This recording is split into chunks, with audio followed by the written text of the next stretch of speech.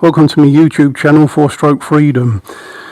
Well, I had no intentions of making this video or going live, but if you're with me, please stick around just to hear what I've got to say. Now, anyone who knows me, they all know that I like working on my motorcycles and scooters and doing that kind of work. I never intended to bring it into cars, and I don't intend to go that way still, you know, but this is something I want to show you just to put something right. So basically what it is, it's to do with tools. Now this is a SEALEY 13 volt half-inch square drive cordless impact wrench. Now why am I showing you this? This is a Ford Focus, and a simple job should have taken about 3.5 hours, I suppose, from start to finish. And I was changing the timing belt. So the idea of this was to do a timing belt, do it back up, and Bob's your uncle, all done. But the thing is, on this particular model, it's a Ford Focus 1.6 petrol. The bottom pulley is actually what they call, I think it's a floating pulley. So the centre nut, what holds the bottom pulley in, which I will get the camera over to you shortly and show you what it actually is. The floating pulley is held in by the centre nut. So when that nut is loose, everything spins and the belt doesn't. But this is where you need an impact wrench. Now back at home I've got an air wrench what runs off my compressor, and if I'd done it at home I wouldn't have been under cover to keep out the heat. But if I'd done it over home, I could have used my air wrench and there wouldn't have been no problems. I am 99.9% sure of that. So today what I've had to do, I've had to go into town and get this wrench, and it was sold to me by Greg in Ballina Motor Factors in County Mayo. This is not been sponsored anyway, but thanks Greg. Thanks Greg. Anyway, I'll get into this in a moment. Right, so what went wrong for me? If I can show you that. Right, this bar had a nice socket on the end of it, and what I went to do is undo the bottom pulley.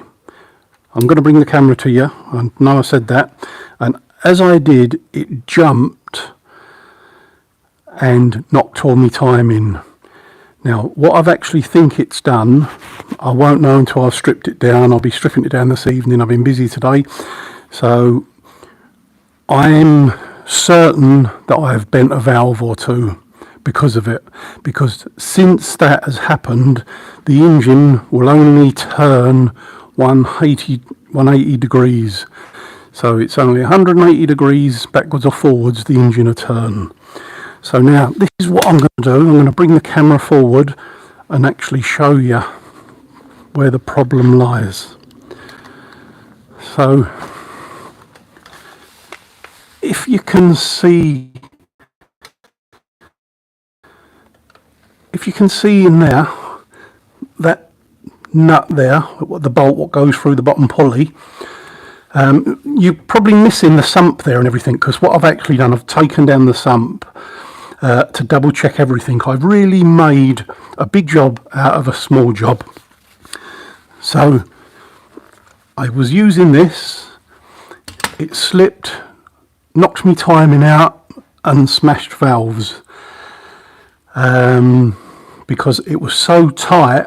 I actually put so much pressure on it. When it give, and when it did, it went with a bang. So I'm pretty certain that there's valve damage done. I will give you an update on it, but I don't do videos on cars as usual, but I just want you to know this.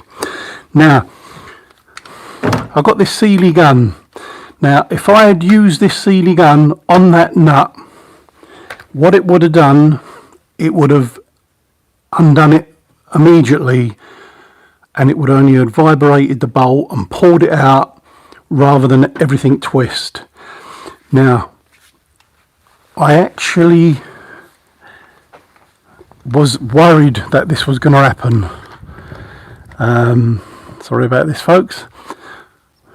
Okay, I was actually worried that this was going to happen before I even started the job. It was at the back of my mind, and I did say before I actually come over to do this, will I get one of the battery operated guns before I actually come over? But I didn't. Unfortunately I didn't, and it's cost me now a lot of man hours. And with this weather what we're having, which I'm not complaining about the weather, it's been brutal, to be honest, to be working out here. Lucky I've got a bit of shade now, the way the sun is. But I've actually had to strip, and I'll get the camera again, I've actually had to strip the engine down. I've actually taken, see what I've stripped there? There's the old valves in there, because I've taken off the two cams. Now I've got all the timing gear and everything, so it's not going to be a problem putting it back together once I know what valve is bent. I've not seen that it's bent, but I'm convinced it is. It's all it can be. But if there's anyone want to leave any notifications or anything in comments, do. But if you're going to do that, or leave me comments or give me some ideas, try and do it after it's actually been uploaded, not on the live, because what happens when you actually put these videos up, you tend to lose all the messages what people try to give you.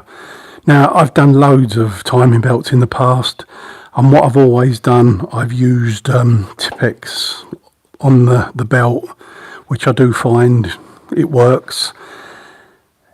But the problem was taking that nut out. Now she was well due this going over, so it was a job that needed to be doing. But as I say, folks, get the right tools and everything will go far, far better for you at the end of the day. This Sealy gun, it does up to 400 Newton. That is a 200 and something odd pounds per square inch. It's a half-inch drive. It comes with one battery and a carrier case and charger. I've already told you there at the beginning of the video, I've actually got an air compressor with air lines and everything. So this is not going to be the main source. When you key it up, there's a light there as well. It's variable speed by pushing the button. It's got a belt clip. This video is not sponsored in any way, but I just want people to know that because there's a floating pulley on this model, and there's probably a lot of floating pulleys going on. It's been a long time since I've done a timing belt on a car, so it's the first time ever I've actually come across a floating pulley as well. Although I knew there was a floating pulley on this one, I didn't realise what the outcome was going to be. But when I've done this job and cleaned it all up and got the head gasket is actually on order, so I will have everything after the weekend, and it should be hunky-dory. Now I will give you a quick update when everything is done, just to let you know how I got on and how this worked and everything else. So folks, Please remember, if you haven't subscribed to the channel, please do, but it's normally motorcycles, scooters, I mean monkey bike and camping and things like that. It's not normally cars. But if this helps anybody out doing a timing belt on a Ford Focus, then just take note. Try not to use that bar to undo that main bolt.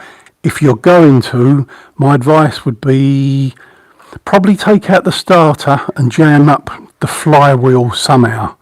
That's all I can think of at the top of my head at the moment.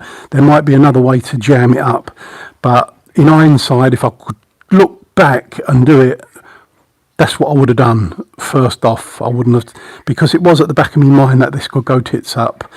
So don't forget, folks, please give this a like, a thumbs up, leave comments. But if you think about it, if you come back to the channel and you do see this again, that is the time to leave comments that I can see and others will be able to share as well, because once this goes, for some reason my comments are all gone. All right, thanks very much, folks, and thanks for your time, and I hope you have better luck than me.